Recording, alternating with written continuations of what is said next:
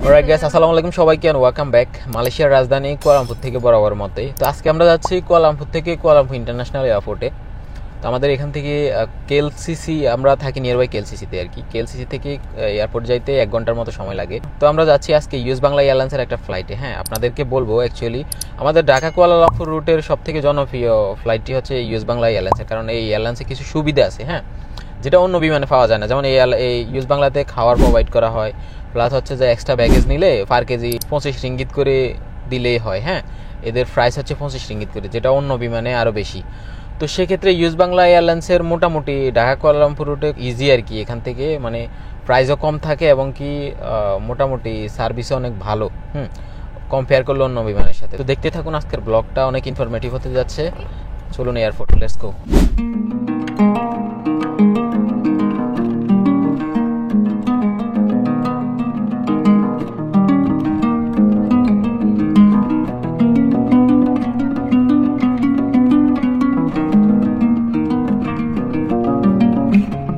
তো যে সকল গুরুত্বপূর্ণ বিষয় আপনাদের জানা খুবই দরকার।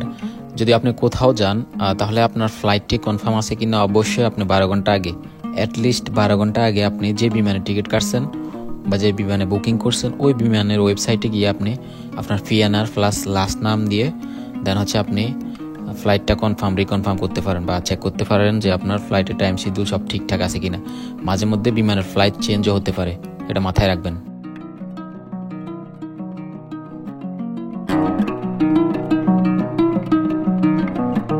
তো আমরা ফাইনালি চলে আসছি কুয়ালালামপুর ইন্টারন্যাশনাল এয়ারপোর্ট টার্মিনাল 1। দূরে দেখা যাচ্ছে ওয়াচ টাওয়ারটা, যেটা থেকে পুরো সব কিছু হ্যান্ডেল করা হয়।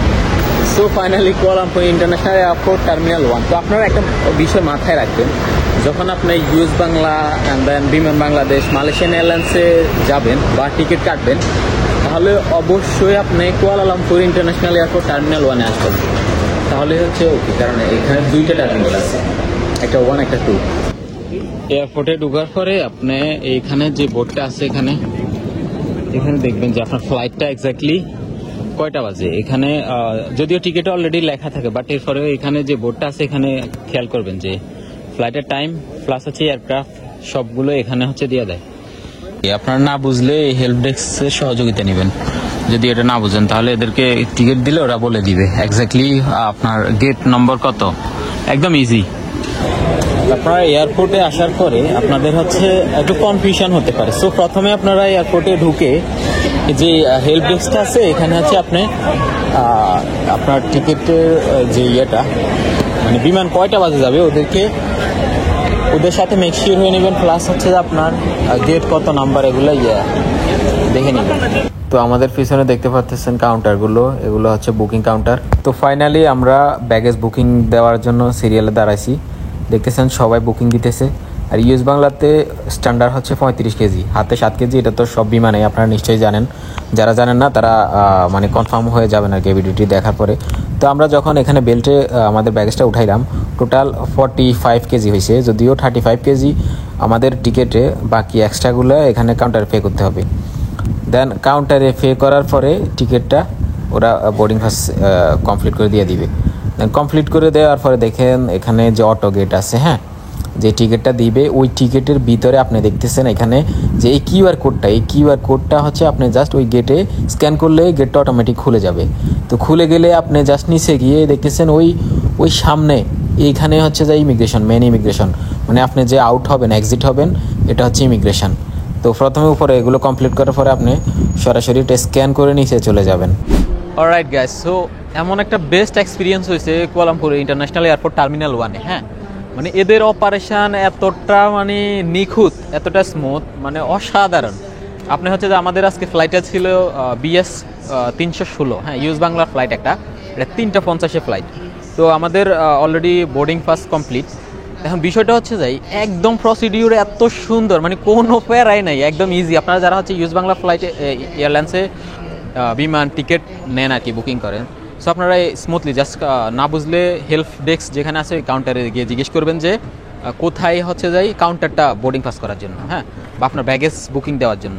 দেন ব্যাগেজটা বুকিং দিয়ে আপনারা যদি মাল বেশি হয় আপনি ওইভাবেই হচ্ছে যাই প্রসিডিউর মেনটেন করে, না বুঝলে হচ্ছে আপনি জিজ্ঞেস করবেন, জিজ্ঞেস করলে ওরা বলে দিবে। দেন হচ্ছে আপনাকে ব্যাগেজ সব কিছু যখন বুকিংয়ে নিয়ে নিবে তারপরে আপনাকে একটা টিকিট দিবে, টিকিটের ভিতরে যে কিউআর কোডটা আছে ওই কিউআর কোডটা দিয়ে আপনি হচ্ছে যাই প্রথম যে স্টেপটা ওটা পার করবেন, পার করার পরে হচ্ছে যে আপনি মেন ইমিগ্রেশনে যাবেন আপনার টিকিট পাসপোর্ট নিয়ে। একদম ইজি, মানে কোনো প্যারাই নেই, পুরোই রিল্যাক্স, মানে একদম স্মুথ অপারেশন আর কি। তো অ্যাকচুয়ালি আজকে এয়ারপোর্টে আসার মেন রিজন ছিল আমাদের আপু বাংলাদেশে যাচ্ছে, তো ওনাকে জাস্ট এয়ারপোর্টে নামিয়ে দেওয়ার জন্য আসছিলাম আমি আর শাওন। তো এখন গাড়ি হচ্ছে আমাদের গাড়ি পার্কিংয়ে রাখছি, এখন পার্কিংয়ে ব্যাগ যাইতেছি।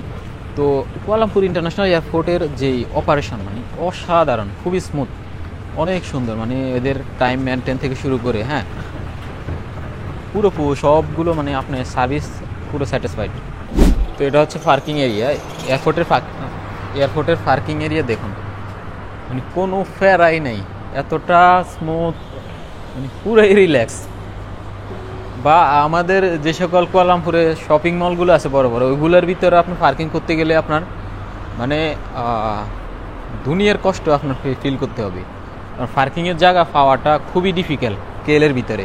বাট এয়ারপোর্টের ভিতরে আপনি দেখুন, কারণ এখানে সবাই আছে কোনো না কোনো কাজে আসবে এবং কি কাজ শেষ করে অলরেডি চলে যাবে, এরকম কন্ডিশন। হ্যাঁ, কাজ শেষ করে চলে যাবে এমন কন্ডিশন। এটা হচ্ছে কুয়ালালামপুর ইন্টারন্যাশনাল এয়ারপোর্টের পার্কিং সাইট। সো আমাদের গাড়ি পার্কিংয়ে এখানে।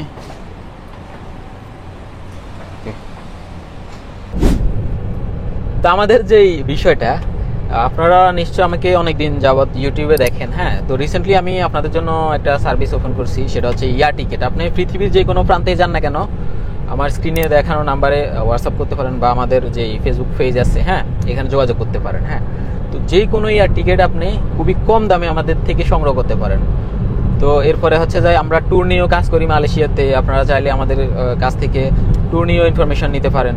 সো যাবতীয় সকল তথ্য ইনফরমেশন আপনারা পাবেন, অবশ্যই চ্যানেলটি সাবস্ক্রাইব করে সাথে থাকতে পারেন। হ্যাঁ, আর আমাদের হচ্ছে যে সাথে আছে শাওন, সো আমাদের আরেকজন অপারেশন টিম মেম্বার।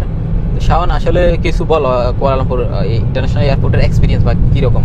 আচ্ছা, এয়ারপোর্টের এক্সপিরিয়েন্স বলতে কি, আমি তো বেশিরভাগ হচ্ছে আমার রিলেটিভ বা আমার ফ্রেন্ড সার্কেল বা আমাদের যে কাস্টমার, তো তাদের হচ্ছে pick up plus drop up করি। সো অনেক সময় দেখা যায় কি যে একটু ইমার্জেন্সি ক্ষেত্রে অনেকে বুকিং বিষয়টা বুঝে না, দেখা যাচ্ছে বোর্ডিং পাসটা আমরা কিভাবে দিতে হবে এটা বুঝে না অনেকে।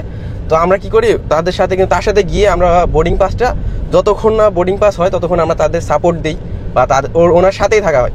সো সেই ক্ষেত্রে পার্কিংয়ের বিষয়টা প্রথমে বলি, আমাদের গাড়ি পার্কিংয়ের জন্য স্মুথলি একটা জায়গা আছে ভাই, আমি তো অলরেডি আমরা ভিডিওতে দেখাচ্ছি। সো এখানে পার্কিং করতে পারবেন, দেন আপনার কাস্টমারের সাথে বা আপনার রিলেটিভের সাথে গিয়ে দেন বোর্ডিং পাস পর্যন্ত স্মুথলি কাজ করতে পারবেন। আপনি হয়তো বা ভিডিওতে সবই দেখছেন যে কতটা স্মুথলি এখানে কাজ করা যায়, আর কোনো প্যারা নাই, কোনো ভয়ও নাই।